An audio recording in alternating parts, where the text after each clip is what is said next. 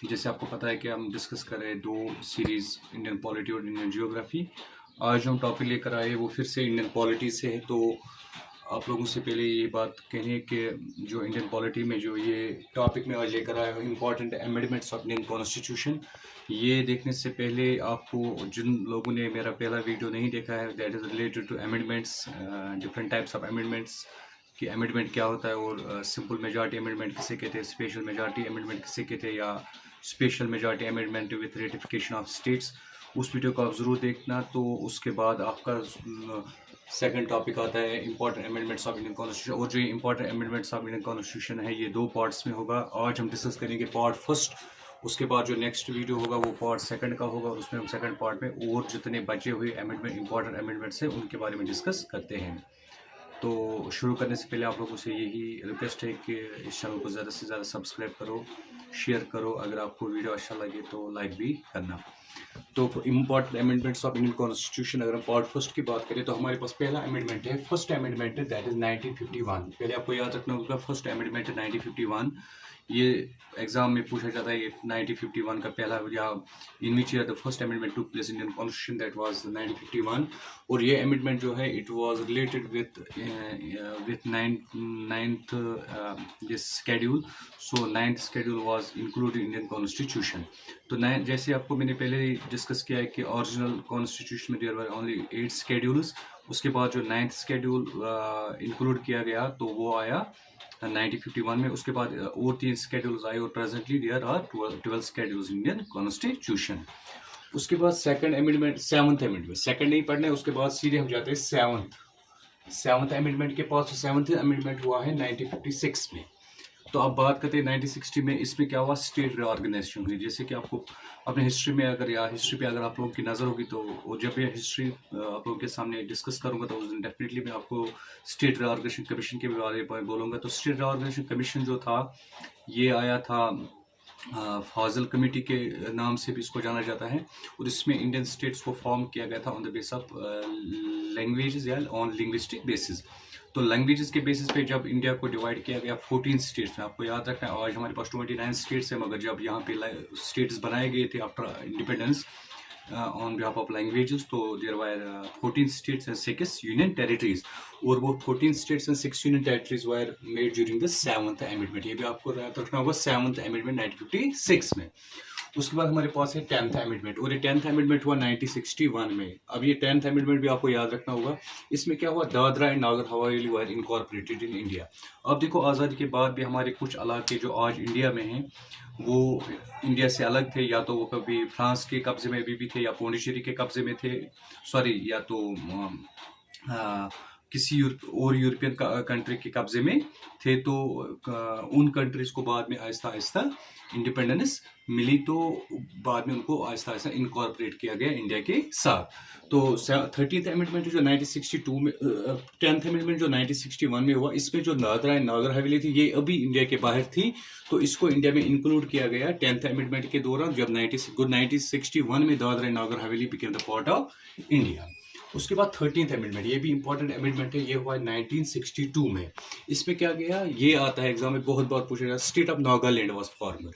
इसमें state of Nagaland को बनाया गया with special provision under article 371A, और इसको स्पेशल प्रोविजन दिया गया स्टेट को, नागालैंड को, अंडर आर्टिकल 371A। ये याद रखना, नागालैंड स्पेशल प्रोविजन एंजॉय करता है, तो वो आर्टिकल 371A के तहत को एंजॉय करता है। उसके बाद आया 14th अमेंडमेंट 14, आपको याद रखना ये आया 1963 में, 14th अमेंडमेंट 1963 में। इसमें क्या हुआ, पौंडीचेरी इनकॉर्पोरेटेड इन इंडिया, इसमें पौंडीचेरी को इनकॉर्पोरेट किया गया इंडिया में। पौंडीचेरी तब तक 1963 तक Pondicherry was a part of France, अभी भी इस पे फ्रांस का कंट्रोल था। तो 1963 में फ्रांस ने इसको सरेंडर करके इंडिया को वापस किया, और पौंडीचेरी को अमेंडमेंट 14 के जरिए इंडिया का हिस्सा बनाया गया। उसके बाद we have the 36th amendment. 36th amendment क्या हुआ, ये हुआ 36th अमेंडमेंट 1975 में। इसमें सिक्किम, देखो सिक्किम 1975 तक इंडिया का पार्ट नहीं था। तो 1975 में Sikkim was incorporated in India, तो सिक्किम को भी बाद में 1975 में इनकॉर्पोरेट किया गया या इंक्लूड किया गया किसमें, इंडिया में। तो कभी कभार पूछा जाता है आपको कि सिक्किम को कब इनकॉर्पोरेट किया गया इंडिया में, इट वॉज इन 1975। और किस अमेंडमेंट के जरिए किया गया था, 36th amendment of Indian constitution. उसके बाद वो है तो 42 अमेंडमेंट, ये तो सबसे इंपॉर्टेंट है। It is also called mini constitution. इस अमेंडमेंट को कहा जाता है मिनी कॉन्स्टिट्यूशन। और ये अमेंडमेंट हुआ था 1976 में, आपको ये भी याद रखना होगा, 1976 में हुआ था 42 अमेंडमेंट, जिसे मिनी कॉन्स्टिट्यूशन भी कहा जाता है। इससे क्वेश्चन पूछे जाते हैं। इसमें क्या हुआ, इसमें पहली इस पे अमेंडमेंट क्या हुआ, प्रेम्बल जो इंडिया का जो प्रीफेस है या opening page of the constitution है, उसमें सोशलिस्ट, सेक्युलर और इंटीग्रिटी 3 वर्ड्स को लाया गया, इंक्लूड किया गया उस प्रेम्बल में। किस अमेंडमेंट के जरिए, 42 अमेंडमेंट के जरिए। इस तरह से जो फंडामेंटल ड्यूटीज है, उस वक्त ओरिजिनल फंडामेंटल ड्यूटीज 10 थे, बाद में एक और इंक्लूड 2002 में हुई, तो फंडामेंटल ड्यूटीज 11 है। मगर जो ओरिजिनल 10 फंडामेंटल ड्यूटीज है उनको भी इनकॉर्पोरेट कब किया गया, 1976 42 अमेंडमेंट में। इसी तरह से नेशनल इमरजेंसी के रिलेटेड क्वेश्चन इसमें है कि नेशनल इमरजेंसी में लोकसभा की तो नॉर्मल जो टेन्योर होती है वो 5 इयर्स होती है, मगर इस अमेंडमेंट में कहा गया है कि during national emergency president Lok Sabha की टेन्योर को 1 साल ऐड करके 6 ईयर बना सकता है। तो ये भी आपको याद रखना होगा। उसके बाद वो है 44th अमेंडमेंट, ये भी सबसे इंपॉर्टेंट अमेंडमेंट है।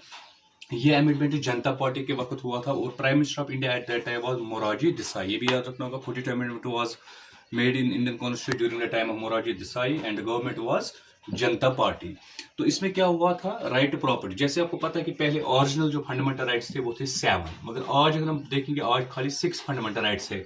तो 7 जो था वो था राइट टू प्रॉपर्टी, ये अंडर आर्टिकल 31 था एज ए फंडामेंटल राइट। तो इसको 44th अमेंडमेंट में अमेंड करके लीगल राइट बनाया गया, फंडामेंटल राइट से निकाल के लीगल राइट बनाया गया और आर्टिकल 300A में रखा गया। और इसके अलावा इस 44th अमेंडमेंट में क्या किया गया, नेशनल इमरजेंसी 3 रीजंस की वजह से होती है, या तो वॉर की वजह से होती है, या एक्सटर्नल एग्रेशंस की वजह से होती है, या उसमें एक वर्ड रखा गया था इंटरनल डिस्टर्बेंसेस। पहले इसका मतलब है कि पहले before 44th amendment internal disturbance use किया जाता था नेशनल इमरजेंसी में एक वर्ड को, कि अगर नेशनल इमरजेंसी लगानी होगी तो इंटरनल डिस्टर्बेंस की वजह से लगानी होगी। मगर 44th अमेंडमेंट जो 1978 में हुआ था, ये भी याद रखना, 44th अमेंडमेंट कब हुआ था, 1978 में। इसमें क्या कहा गया था, इसमें कहा गया कि जो इंटरनल डिस्टर्बेंस वर्ड है इसको कन्वर्ट किया जाएगा एज एन आर्मर्ड रिबेलियन। अब क्या लिखा जाता है, अब लिखा जाता है war, external aggression and armoured rebellion. इसका मतलब कभी कभार पूछा जाता है the word internal disturbance has been renamed as armoured rebellion in which amendment, तो इट इज 44th अमेंडमेंट 1978। उसके बाद वो है next amendment 52 amendment of Indian constitution, ये हुआ है 1985 में। याद रखना 52 अमेंडमेंट 1985 में, इसमें एंटी डिफेक्शन लॉ लाया गया। इंडिया में anti defection law was related to political parties. कोई पॉलिटिकल लीडर, अगर ये मैंने इनिशियल वीडियो में भी डिस्कस किया, अगर कोई पॉलिटिकल लीडर जीत के आ जाता है तो उसके बाद वो अपनी पार्टी चेंज करना चाहता है तो उसको काफ़ी ज़्यादा लीगल फॉर्मेलिटीज़ के तहत जाना पड़ता है। कभी कभार उसको अपनी सीट को सरेंडर करना पड़ता है, उसके बाद वो किसी और पार्टी में जा सकता है। तो एंटी डिफेक्शन लॉ बना 10th शेड्यूल भी, ये भी याद रखना, ये आया as a 10th schedule of Indian constitution. कभी कभार पूछा जाएगा 52 अमेंडमेंट 1985 ये क्या आया, ये आया 10th शेड्यूल, ये याद रखना, अच्छे से याद रखना। 10th शेड्यूल की तरफ से भी ये आया इंडियन कॉन्स्टिट्यूशन में। उसके बाद आया 61 अमेंडमेंट, ये भी इंपॉर्टेंट है। ये 61 अमेंडमेंट जो है ये भी 1985 में आया। अब इसकी बात करते हैं। इसमें सबसे इंपॉर्टेंट चीज़ है, बिफोर 1985 इंडिया में जो वोटिंग एज थी इट वाज 21 ईयर्स, मगर 1985 61 अमेंडमेंट में 18 ईयर्स को लाया गया, वो रिड्यूस किया गया 21 ईयर्स से 18 ईयर्स का 61 अमेंडमेंट। याद रखना 61 amendment 1985 voting age was reduced from 21 to 18 years. उसके बाद we have 73 amendment. 73 amendment took place in 1993, ये भी याद रखना 1993 में हुआ। इसमें panchayat raj system introduce India में किया गया, 3 टायर्स, जिसको हम नाम देते 3 टायर सिस्टम। तो 3 टायर सिस्टम को लाया गया इंडिया में, किससे, 1993 अमेंडमेंट से। तो आगे हम इस टॉपिक को भी अच्छे से डिस्कस करेंगे, 10-15 मिनट का टॉपिक होगा ये। आगे पंचायत राज सिस्टम के रिलेटेड जो भी इंफॉर्मेशन होगी वो भी डिस्कस करेंगे। और ये बना 11th schedule of Indian constitution, यही पंचायत राज 1993 का 73 अमेंडमेंट। लास्ट अमेंडमेंट है 74th अमेंडमेंट, ये भी हुआ 1993 में। इसमें म्यूनिसिपल कॉर्पोरेशन वाज इंट्रोड्यूस, जो म्यूनिसिपलिटी आज है तो इसको लाया गया कॉन्स्टिट्यूशन में, और ये बना 12th schedule of Indian constitution. तो इस तरह से we have completed 12 important amendments of Indian constitution. तो नेक्स्ट जो पार्ट 3 होगा, तो पार्ट 3 में हम डिस्कस करेंगे जितने भी बाकी बचे इंपॉर्टेंट अमेंडमेंट्स हैं उनके बारे में डिस्कस करेंगे। तो तब तक आई होप कि आप लोग इस इंफॉर्मेशन को एंजॉय करोगे, और इस इंफॉर्मेशन के साथ साथ आप इन सारे पॉइंट्स को याद रखोगे, क्योंकि ये चीज़ आप क्लियर रखना कि इसमें आपको हर एग्जाम में 2-2 3-3 ऑब्जेक्टिव जरूर पूछे जाते हैं। थैंक्स।